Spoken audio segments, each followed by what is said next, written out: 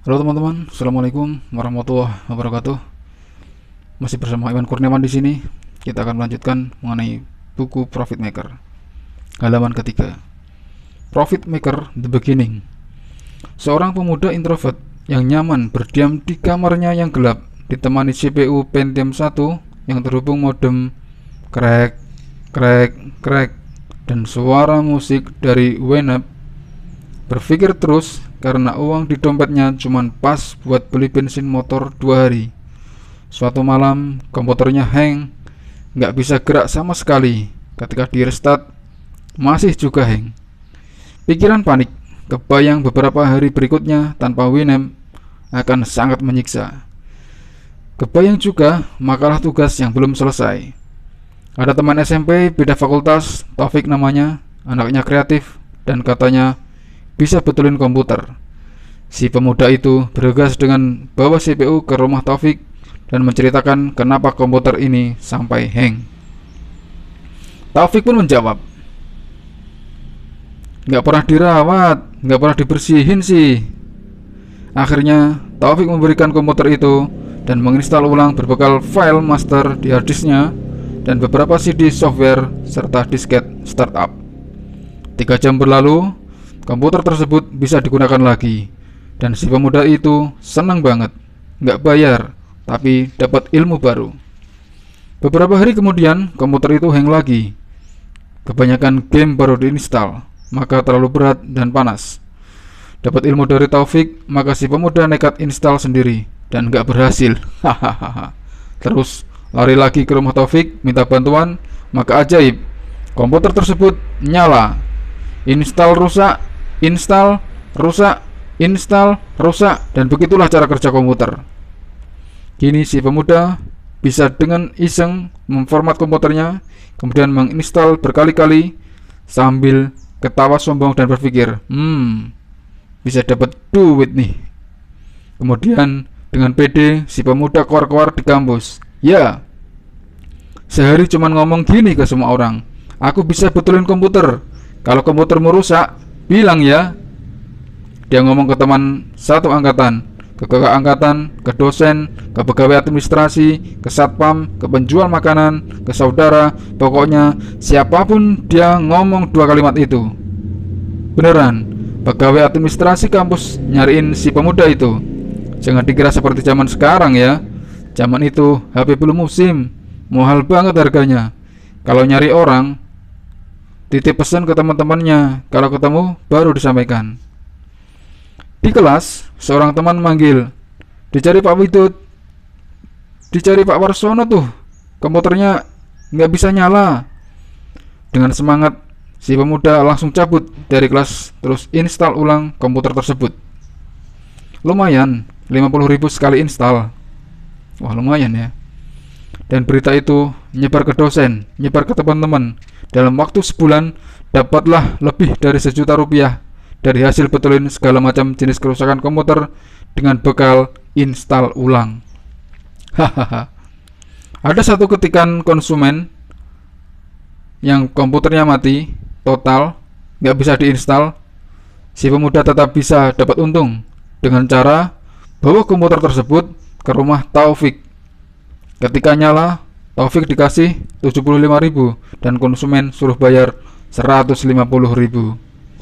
Pelajaran apa yang bisa kita ambil dari pemuda introvert tersebut? Ya, skillnya biasa saja, tapi PD-nya keluar-keluar bisa betulin komputer hanya berbekal bisa install ulang. Kalau rusak berat, lempar ke Taufik. Oh iya, tahukah Anda? Mungkin Anda senyum-senyum kecil baca-baca ini. Ya, karena si pemuda pun ikut senyum-senyum kecil ketika mengingat kejadian 21 tahun sambil menyelesaikan ketikan artikel ini. Bitkom adalah perusahaan besar pertama saya. Jadi di sini Bang Arli Kurnia mengatakan bahwa Bitkom adalah perusahaan pertamanya dia, perusahaan pertama yang besar miliknya. Di bab sebelumnya saya cerita bekal pengalaman saya menjadi tukang servis komputer bermodal bisa install dan kepedean. Semakin banyak saya servis komputer, kenikmatan saya semakin menjadi. Tadinya modal koar-koar, kemudian saya mencetak koar-koar saya dengan brosur ketikan yang difotokopi. Zaman itu, tahun 2000, warnet menjadi bisnis tren yang gak pernah sepi. HP baru awal-awal muncul. Saya pertama kali beli HP Ericsson yang gedenya luar biasa. Hahaha. Keren di zamannya kalau pegang HP gede, dan jangan dibayangkan HP ada internetnya ya. Gak ada blast. Kita saat itu komunikasi pakai SMS dan telepon. Bagi kaum ngiriters, bagi kaum ngirit ya maksudnya, memanfaatkan panggilan gratis 3 detik. Nyebelin dengernya, karena pulsa telepon terbilang mahal. Pemuda-pemudi masa itu, kalau telepon cuma 3 detik, dimatiin terus, telepon lagi 3 detik, dimatiin, dan begitu terus. Jadi kurang lebih begini: kring, halo, kemudian mati. Kring, di mana? Kemudian mati. Kring, kita harus jawab di kampus, kemudian mati. Terusin sendiri sampai 100 baris. Bayangin aja, begitu sampai sejam, suara dan getar HP monoponik di kanan dan kiri orang pada berhemat panggilan maupun SMS. Kalau nggak salah SMS saat itu 350 rupiah.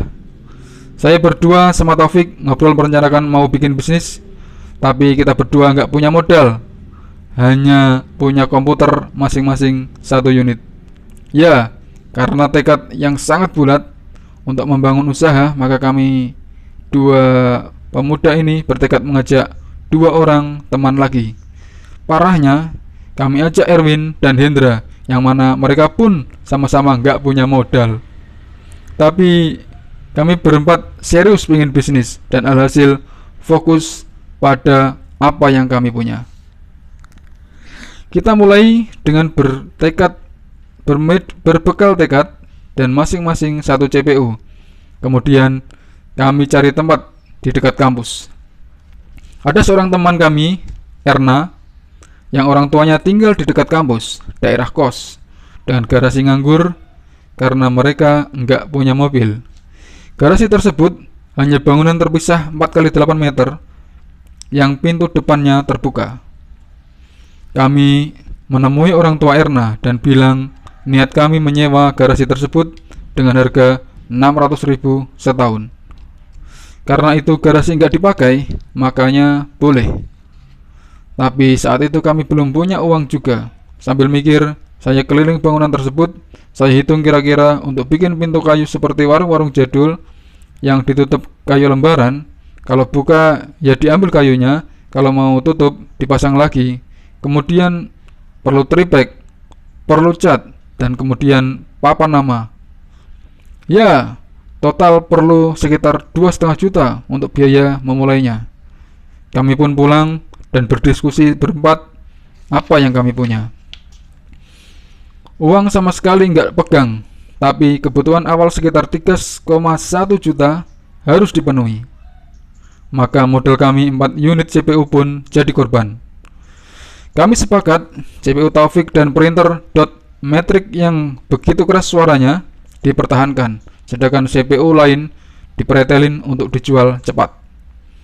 Saya ada printer HP dan harddisk yang laku 600.000, kemudian komputer Hendra dan komputer Erwin pun ikut diambil partnya sampai terkumpul 3,1 juta.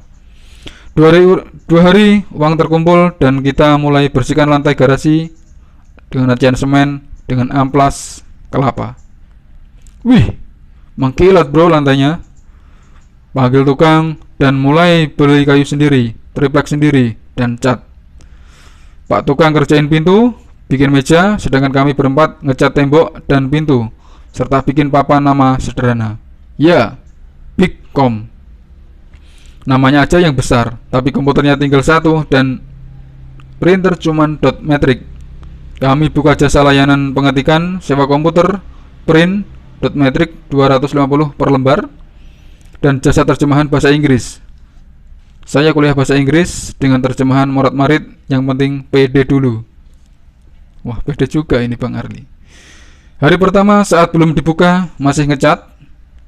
Ada seorang mahasiswa asal Ambon yang tolah-toleh di depan pintu sambil tanya, "Sudah buka, Bang?" Spontan saya sambil ngecat jawab, "Nanti malam jam 8." Teman-teman saya noleh semua sambil mengernyitkan dahi. "Emang siap?" kata Hendra sambil bilang, "Hajar dulu, siap belakangan." Ya, usia saya masih 20 tahun saat itu, penuh keberanian, kenekatan, dan beneran jam 8 dengan buru-buru kami pasang komputer dan printernya. Sambil berberes, mahasiswa tersebut datang. Ya, masih berantakan sih, tapi komputer sudah bisa siap pakai. Tarif sewa 1.000 per jam, lumayan. Ngetik 3 jam dapat 3.000. Itu omset pertama kami yang saya nggak pernah lupakan. Momen-momen haru bagi seorang Arli Kurnia, punya pendapatan omset 3.000 pertama kali dalam hidupnya. Keren sekali. Lanjut ke halaman 12. Skill detektif Bigcom. Hahaha. Kalau ingat nama itu, saya senyum-senyum lebar sambil mengingat bahwa semua berawal dari situ. Usia saya masih 20 tahun saat itu, dan seperti halnya pemuda lain berpikir pendek daripada usia saya saat ini. Rental komputer saya berisi 1 unit komputer dan 1 printer Epson Dotmetric. Rat, berisik banget kalau baru ngeprint. Saya berempat bersama Taufik, Erwin, dan Hendra. Taufik jago banget servis komputer. Saya bisa bahasa Inggris, jadi terima juga jasa terjemahan. Erwin dan Hendra sering bawa konsumen ke rental untuk ngobrol, upgrade, servis, tukar tambah, jual dan beli komputer maupun spare partnya. Kami bersemua belajar install, servis, merakit komputer, sampai belajar pasang jaringan dengan kabel LAN. Motivasinya sih simple, cari duit sebanyak mungkin supaya komputernya tambah banyak dan bisa main game Counter Strike bareng-bareng. Jadi inti pertamanya itu hanya ingin main Counter Strike bareng-bareng. Main game luar biasa. Cara manajemen kita ala remaja saat itu, santai, yang penting enjoy.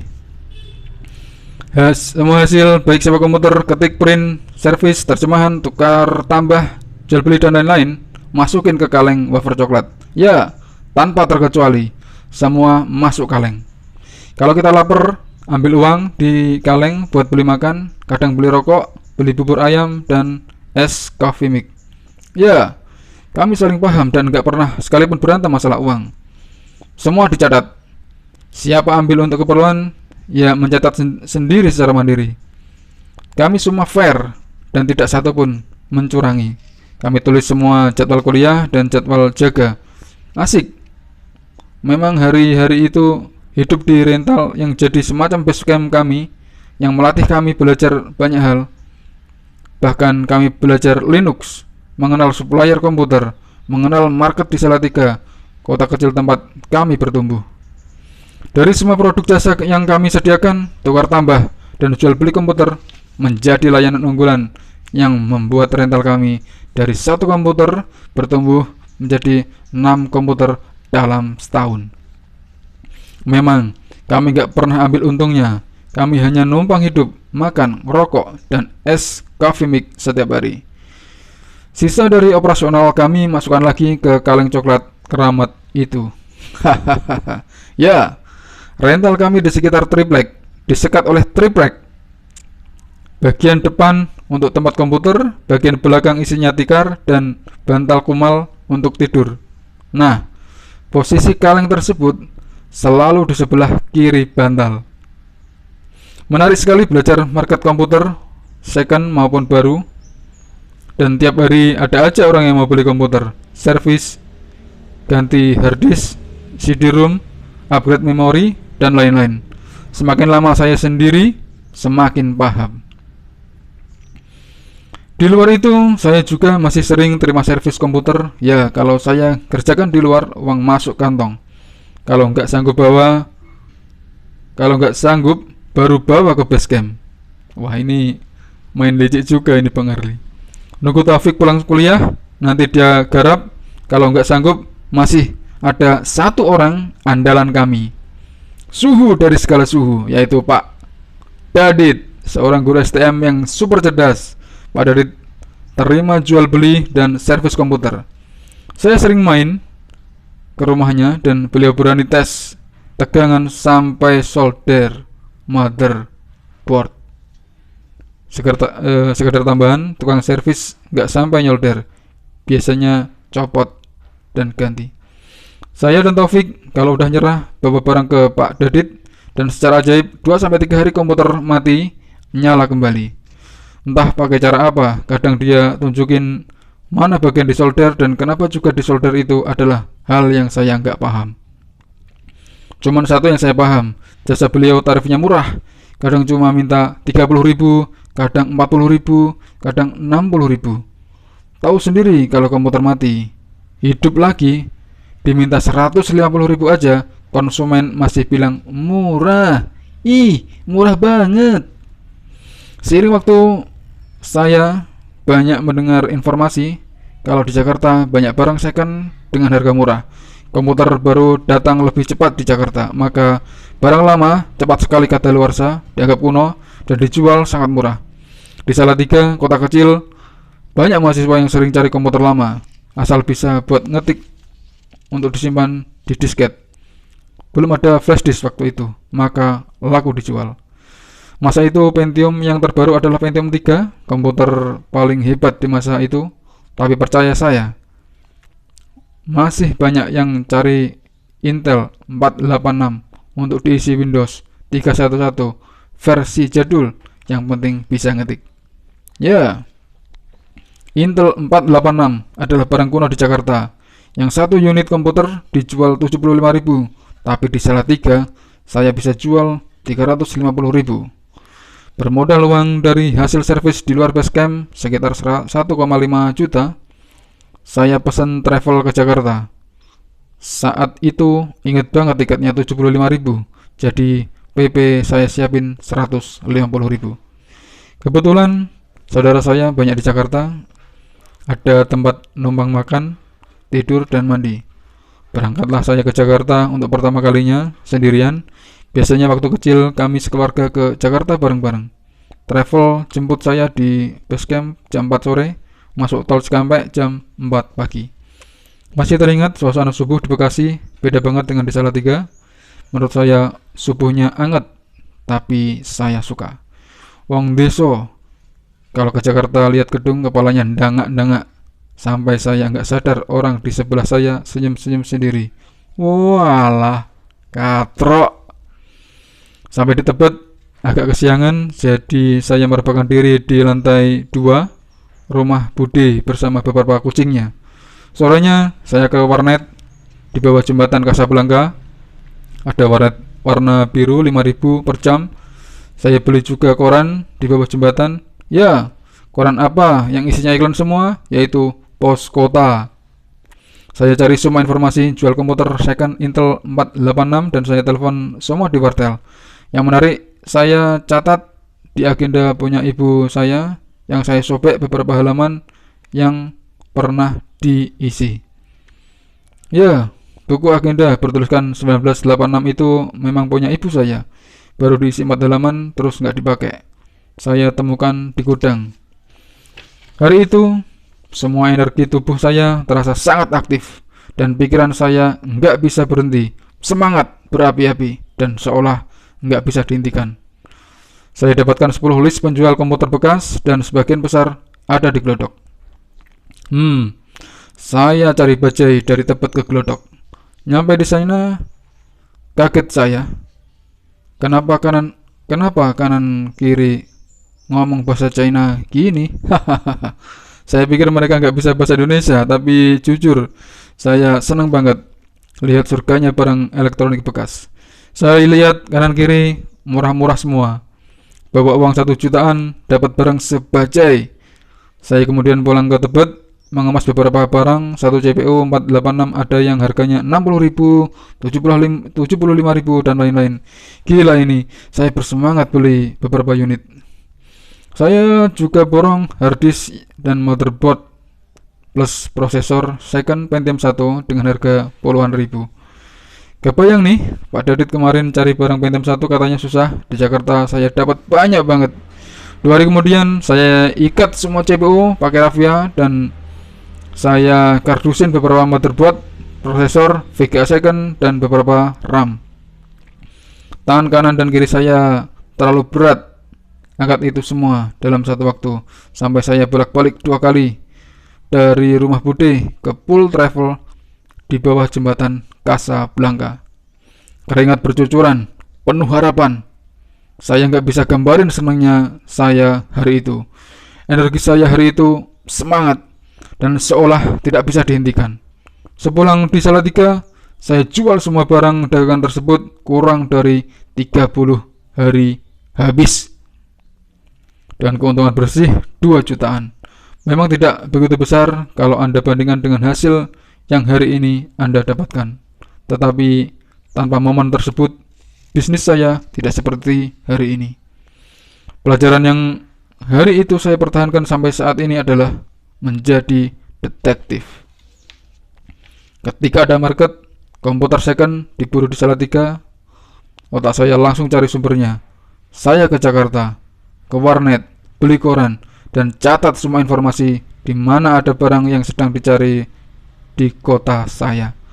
Sampai hari ini saya masih memiliki semangat tersebut dan saya masih jadi detektif. Saya terus meriset supply dan demand dan saya masih memutar keuntungan, memutar profit. Luar biasa. Ya, saya kira sampai di sini dulu video ini. Nanti kita sambung ke video yang lain. Semoga bermanfaat. Dan saya doakan semoga Anda tetap sehat, tetap bijak dalam bersikap, diberikan rezeki yang berlipat dan rezeki yang bermanfaat. Assalamualaikum warahmatullahi wabarakatuh.